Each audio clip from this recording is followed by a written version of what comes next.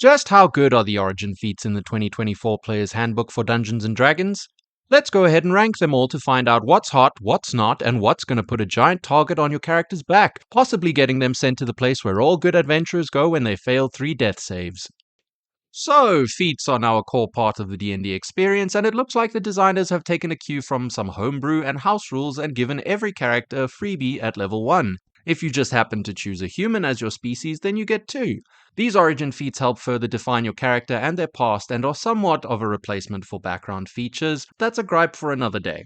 Today, we're making a good old-fashioned tier list based on my opinions and impressions. No doubt my rankings may be slightly or majorly different to yours, and that's okay. Everyone plays and experiences D&D differently. I also fully expect my thoughts on this to change at some point, maybe even a few times. So, with all that being said, let's get to it and rank them all from D to S tier. Except there is no D tier because I can't justify putting any of these feats that low. None of the tiers have any internal ranking either because, well, that's just too much commitment for me to handle.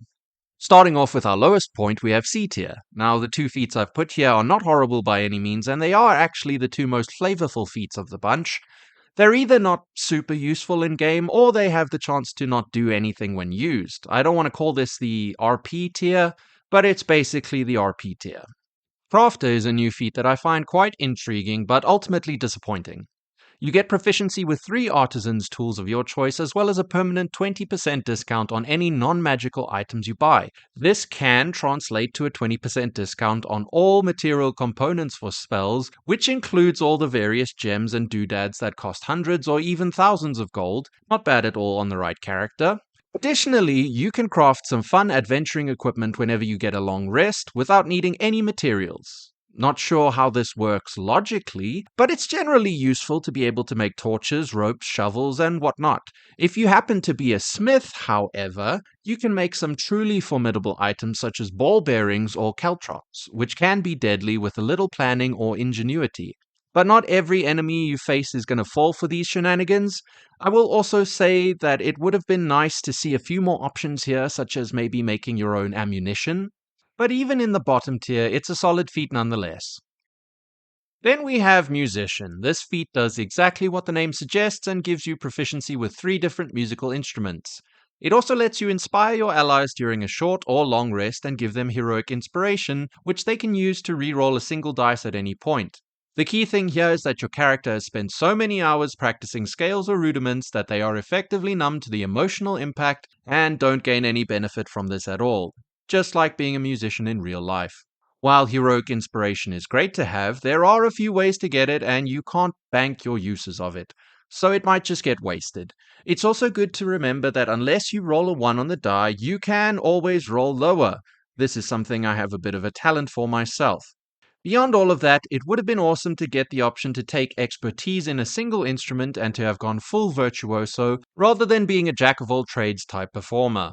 Moving on up to B tier, this is where the feats start giving a bit of mechanical power. Some of them can also do some gross things if you heavily lean into them, and some are just great for specific builds. But everything in this tier is just pretty balanced. Healer is another origin feat that does exactly what it says on the tin. Using a healer's kit, you can heal a creature with one of their own hit dice, and this includes yourself, by the way. It also allows you to reroll any ones when rolling dice to heal someone with this feat or any spells such as Healing Word or Cure Wounds. This feat can be good, but there is a ridiculous number of features in the 2024 PHB that give healing. Not to mention that a few of the healing spells themselves were heavily buffed. However, if you're already going to play a medic, why not be a bit better at it? Okay, I've controversially chosen to put Magic Initiate here in B tier. There is no doubt that this feat is amazing, as it allows you to get access to 2 cantrips and a first level spell of your choice from either of the 3 core spellcaster classes. It even allows you to choose your spellcasting ability of Intelligence, Wisdom, or Charisma so that you can build to your character's strengths. On top of all of that, it also allows you to slowly change the spells you pick as you level up. The reason this feat ranks here for me is that I think it's only just balanced. Spells are an awesome tool, and don't get me wrong, there are some bangers like Find Familiar and Bless, but there are also some really bad spells that can turn out to be a bit of a waste if chosen in the wrong situation or on the wrong character. It's a bit counterintuitive, but this feat is actually better when taken on a caster who will likely have a better spellcasting ability and can use their own spell slots to cast this feat's level 1 spell more than once per day or even at a higher level, turning a minor benefit into a staple and powerful feature. This feat is fun for non-magic characters, but is amazing when you put it in the hands of an actual spellcaster. Now let's talk about one of my least favorite feats, Savage Attacker. This gives you the ability to essentially roll your weapon damage with advantage. Once per turn, you can roll the dice twice and choose whichever roll you enjoy more. I generally suggest you take the higher option, but my issue with this feat is that it only works on the damage dice of your weapon. It only happens once a turn, and it can't save you from a bad roll. You can always just roll multiple ones, something else I'm particularly gifted at. Don't get it twisted, however. This feat will increase your average damage by a small amount as long as you aren't throwing punches or slinging spells, and that makes it somewhat unique when compared to the other Origin feats. It also gets better the bigger your weapon is, and it works with crits. So, ideally, it's best used on someone using a great axe, or someone who crits a lot, or moon druids whose natural weapons are still considered weapons. Or maybe they aren't. Who knows at this point? We'll see when the new monster manual comes out. It is a bit weird that it doesn't work with unarmed strikes, though. Last one up for B tier is Tavern Brawler. This is an exceptional feat for any character that enjoys a good brawl. You basically gain a damage die for your unarmed strikes and can reroll ones. You also turn your general surroundings into an arsenal as you get proficiency with improvised weapons, whose any random object is just as good as a sword or an axe. Some might even say better if we're taking style points into account. Tavern Brawler also lets you take the push and damage options once a turn when making an unarmed strike. This pairs extremely well with the grappler feat, which allows you to do the same thing, just with grapples instead of pushes. This combo is amazing and will have you manhandling your enemies. I should also explain that this feat is the best Origin feat for monks, bar none, and that includes the big boy feats too. Rerolling ones on 5 attacks per turn that all use a d12 is absurd and feels amazing. Any barbarian or great axe wielder can tell you the pain of rolling a 1 on a d12. However, if you're locked into your weapons or spells and don't plan on punching things, go ahead and skip this feat. Now we come to A tier, where the game-altering feats start popping up. All three of these feats are amazing and will make a noticeable difference on any character that takes them. For one reason or another, each of these feats packs some serious power. Alert is probably my favorite Origin feat. This got significantly improved, and now it lets you add your proficiency bonus to your initiative rolls, ensuring that you take your turn earlier in combat. It also gives you the ability to swap initiative positions with a willing ally once you've rolled. It doesn't take much consideration to realize that this can severely influence how a combat will play out. It's really fun and interactive for the DM when the party spellcaster can always go first and drop their world-shattering spell before any NPCs have a chance to react. Or when a rogue or warrior can take out an important enemy before they get to use their crazy abilities. You don't even need to have a great initiative roll for this to work. You can swap with someone who has higher initiative than yourself.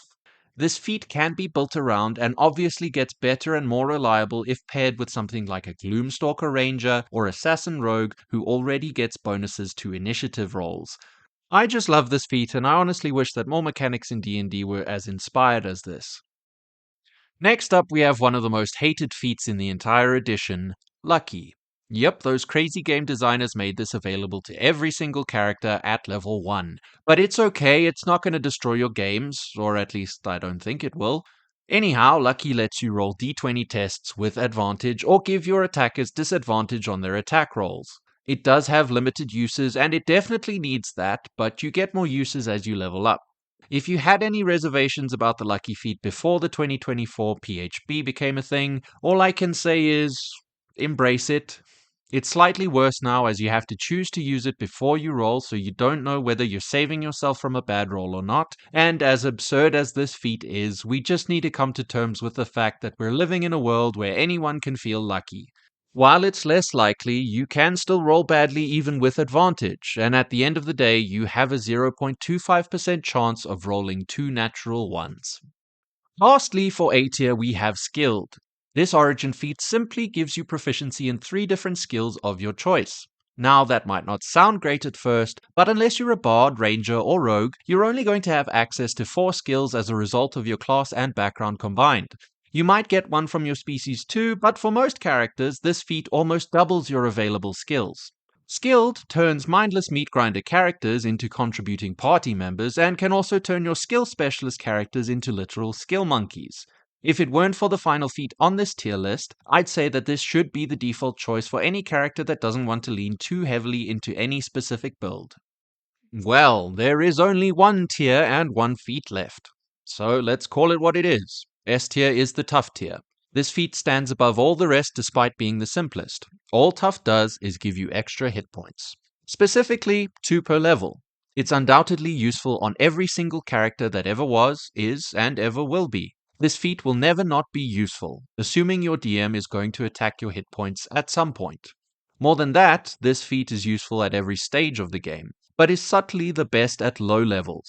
Low-level D&D can be extremely deadly, and if some random goblin rolls a crit and looks at your baby-faced wizard the wrong way, you can get sent back to character creation in the blink of an eye. Tough significantly reduces the chances of this happening and will usher your squishy character into the higher tiers of play with a soft, fleshy buffer to your HP bar. Mechanically, this feat adds as many hit points as a +4 increase to your constitution, which is insane, by the way. 40 extra hit points at max level is nothing to sniff at and will absolutely save your life in a dicey situation. It's not the flashiest or the most interesting, but it's quietly the strongest feat, at least in my opinion. And it goes without saying that if you are unsure what origin feat to take, Puff is a great default choice. Okie dokie. Our final rankings here might not look anything remotely close to what you think it should look like, but that's okay. These are just my current thoughts, and I am already reconsidering a few things. Do you agree with where I have things, or is there something I really over or undervalued here? Let me know. It's always great to hear someone else's take on these type of things. Alright, so that was my attempt at ranking the origin feats in a tier list. If you've made it this far, you're a legend, and thank you very, very much for watching. I'd love to do this with the big boy feats at some point, and I think it would be awesome to go back and take all of the previously published feats into account as well. But that's a mission for another day.